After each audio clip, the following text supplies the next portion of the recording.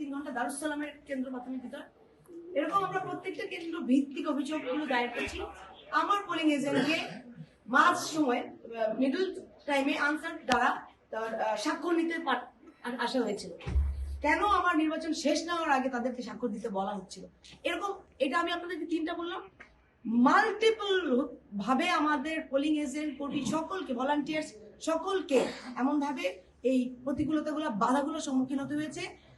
আরেকটা সবচেয়ে বড় কথা, গত দিন রাত আজকে পর্যন্ত ক্লিয়ার করা হয়নি 14 আসনের প্রত্যেকটা কেন্দ্রের ফলাফল কি হয়েছে। এটার মানেটা কি? 11 তারিখ রাত থেকে আজকে পর্যন্ত আমরা অপেক্ষা করে আছি।